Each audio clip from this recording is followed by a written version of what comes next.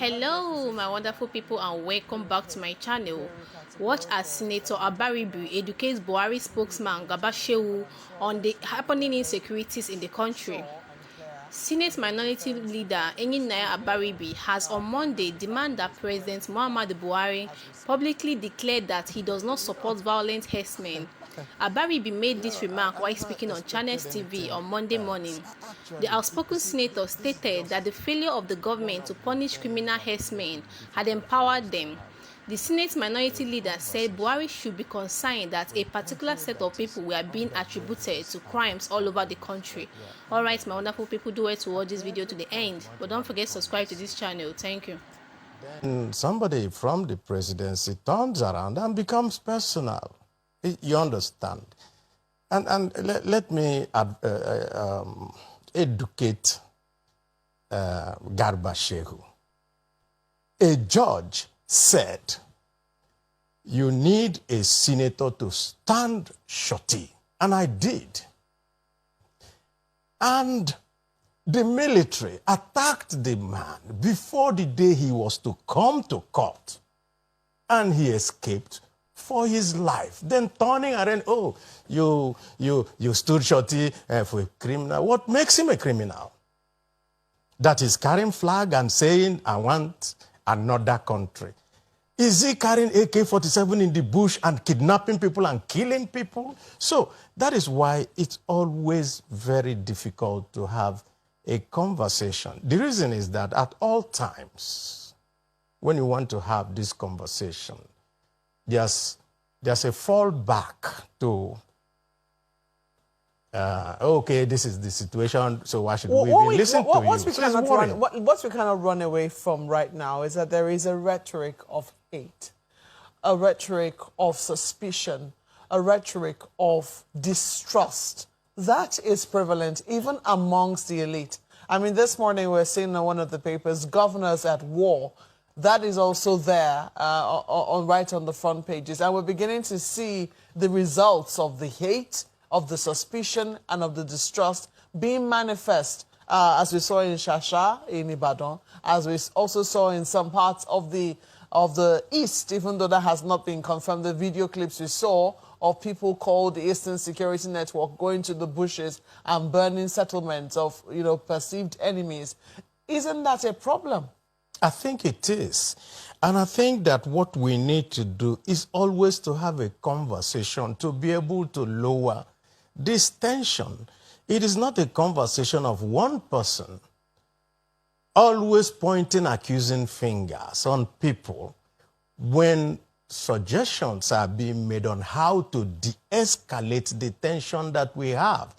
It is this insensitivity that is leading everybody to say, okay, if they're not willing to listen to me, let me arm myself. That is all that we're seeing. I'm very happy that Garba Shehu said the president is concerned. So fine, he is concerned. Can he come out and tell Nigerians, I am concerned? That is what Wole Soyinka recommended. Well, let's go to Lagos now, and I think we can pose that question to the president's spokesperson, Chamberlain. Well, yes. Mr. Shehu, can you just go straight and address that one? The president is concerned clearly, but people want to hear him, not just through a statement, but through his face and voice.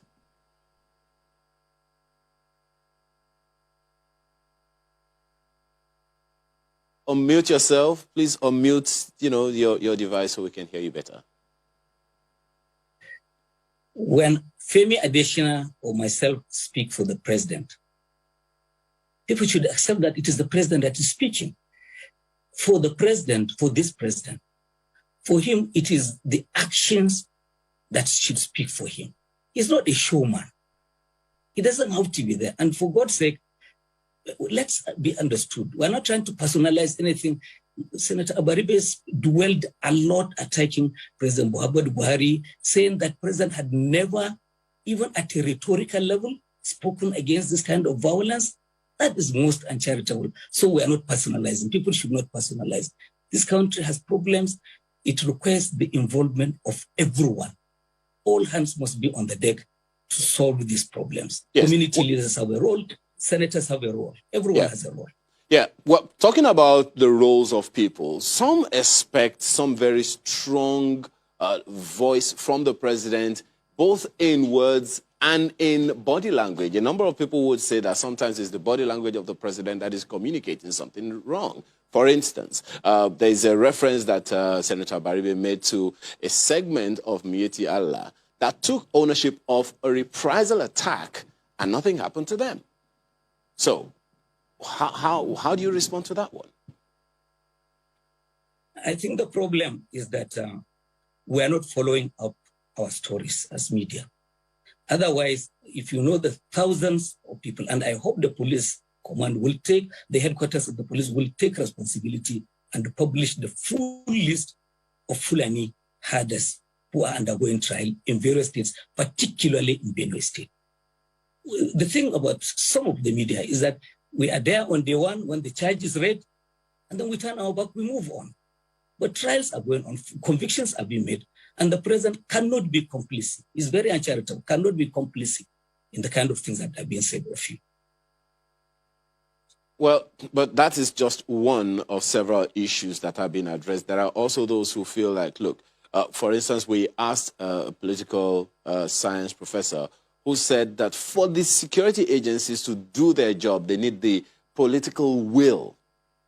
And, you know, a good question will be, whose political will? What's your take on that? Is that to say that the security agencies do not want to do their jobs, or that they are waiting for the president or presidency to agree that they should do their jobs? It's happening, and begin to be appreciative of the enormous risks that our security people are taking. They are making it possible for you and I to sleep well because they are exposing themselves on the front lines.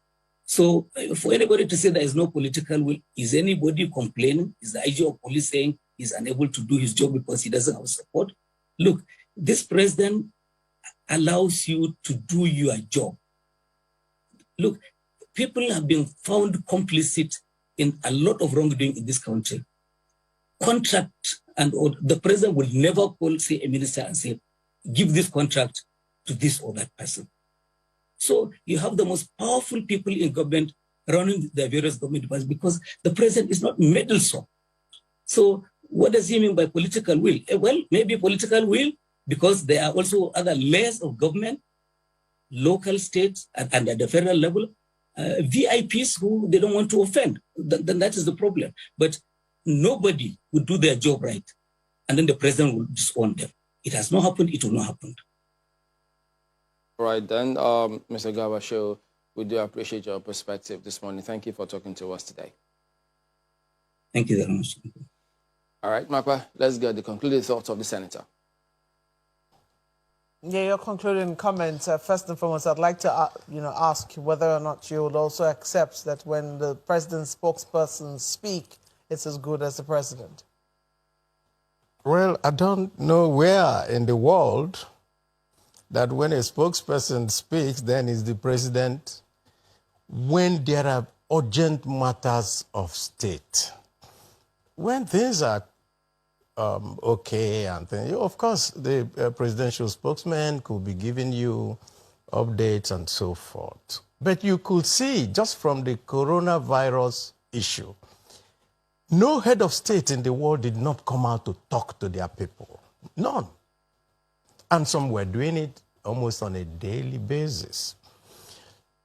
The insecurity that we are facing is also one of the most critical things that we are facing in Nigeria at the moment. And one would have expected that the president will not be detached and then saying, okay, just talk to us, whatever, the spokesman said that is it. But if that is what they call his style, I think that is not such a very good style for the thing that we are facing today.